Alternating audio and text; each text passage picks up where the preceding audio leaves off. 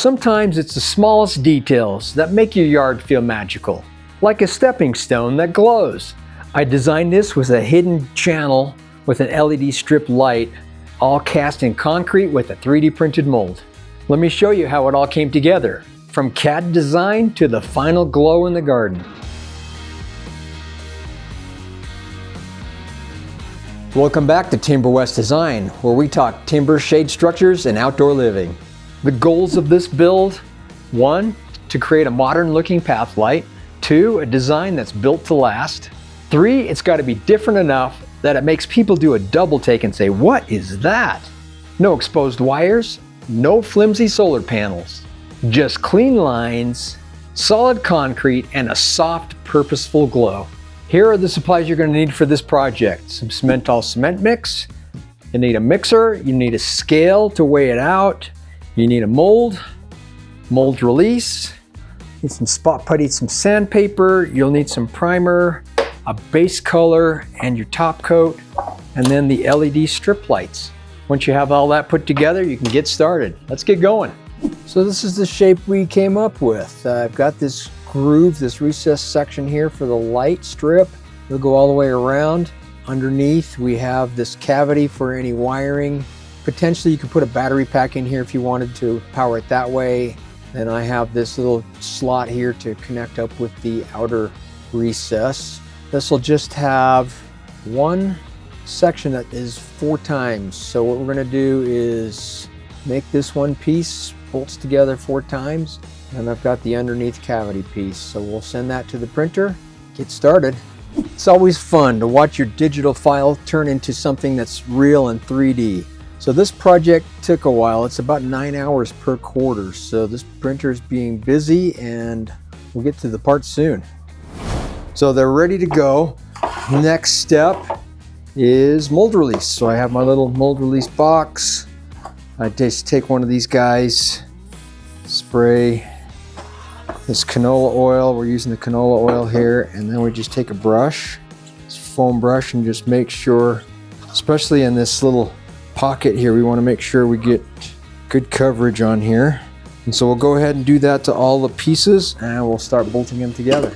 So I've got this inner core section here. Sometimes it's just, I could have 3D printed this in one piece. Well, actually not, because it's too long. But I did this in 4 components. This, and then 2 halves here. And I just glued them together with CA glue. So sometimes it's easier just to do it in pieces and do it that way. Got mold release on here. We're gonna put this in and bolt this in place. Some of you might have noticed these holes here on this flange. When I put this together, I still had not decided if I was gonna put an actual bottom on here or just leave it open and do it this way. So sometimes I'm in the middle of a project and I'm not sure which way I'm going to go, and I get these built and then I design this part, and I opted to go this way instead. So that's why these holes are here and not going to be used. So I did this in multiple mixes because this is just a lot. I like to do smaller batches and just do them back to back. So a little easier to handle on the mixing end. A little bit more here. Looks like I got a little bit excess over there. Okay, so what we're going to do is just kind of tap this, make sure it's level. When I've overfilled like this, I'll just come back and tool it a little bit as it sets up. It takes about 10 minutes, 15 minutes, and I can come back and just tool this portion.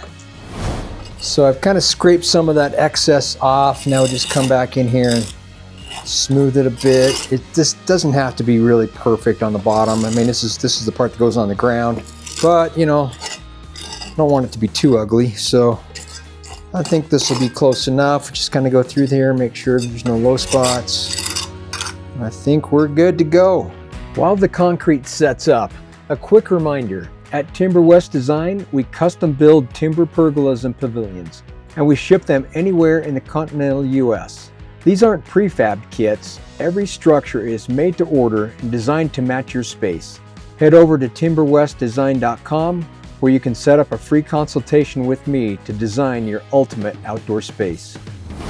It's been a few hours. It's still fairly warm. I take my trusty heat tool. I'm about 114, 118 range. I want it to be under 120 degrees, which we're right there. So let's pull this thing. So I'm gonna start unbolting these pieces. and take this thing apart. There we go. A little wet in here still. That's okay, it needs to dry out. So I'm gonna flip it upside down and we'll take the rest of this apart. Time to flip this over and get to the back side. This thing's heavy. This is what I wanted, some nice heavy duty step. Okay, so we're gonna take all these bolts off and we'll get to that point here in a second. All the bolts are off. What I like to do is just put a screwdriver in here and just kind of pry it. This is coming off quite nicely. Now it's just a matter of tapping the rest. Yeah, this one's pulling really, really well.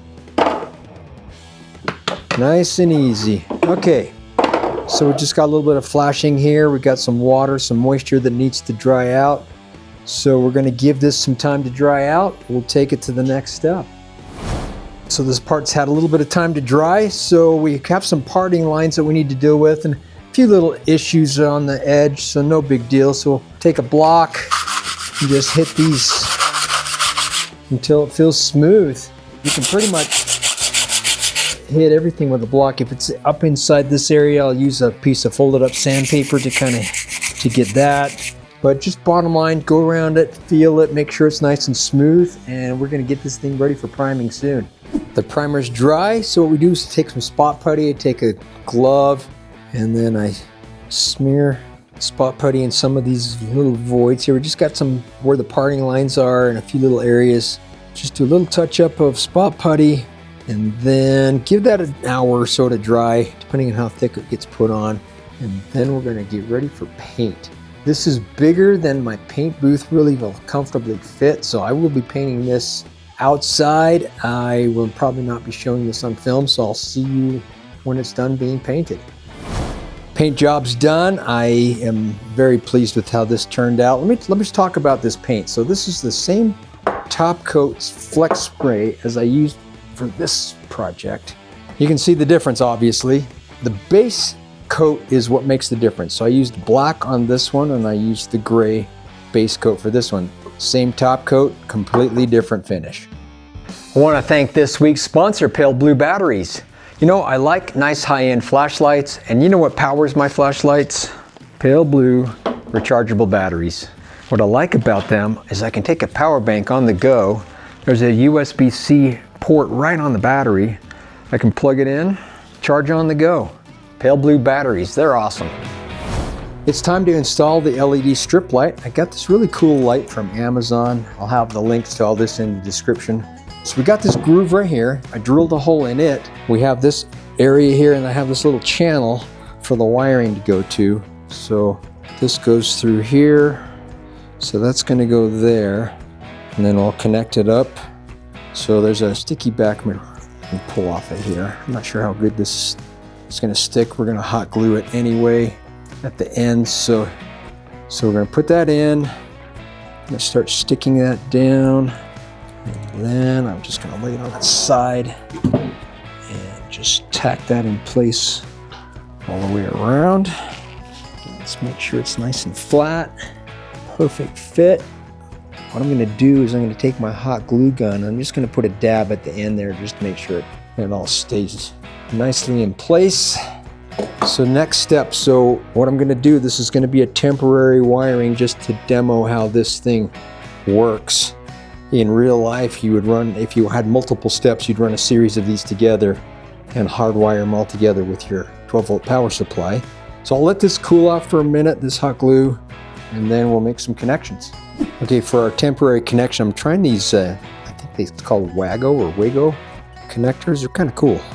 Just clamp on, stick them in here, snap it on, stick it in, snap it on. Okay. Let's get this flipped over. This thing clocks in at 39 pounds, so it's a beast. Just to be clear, I'm using these Wago connections in a temporary situation. If I was going to do this for permanent, I would still do my soldering and my shrink tubing for a long-term solution. It is ready to plug in. This is always the most exciting part, to see if and how this works. Plug it in and look at that. That is so cool. So what we're gonna do is I will put this in my yard tonight. We're gonna do some night shots. As you can see, an installed look on see how this thing looks outside in the dark in a practical use situation. I want to talk about top coating this. So this top coat really is not specifically designed for outdoor use. So I'm going to clear coat this just to give it a good protection.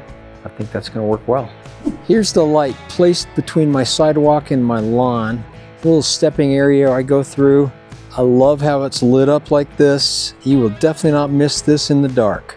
I'm very pleased with how this overall project turned out. I actually need to make some more so I can make a series of steps, have them all glowing. I can't wait to do that, and once that's done, I'll add that to another video. So that's my glowing concrete stepping stone.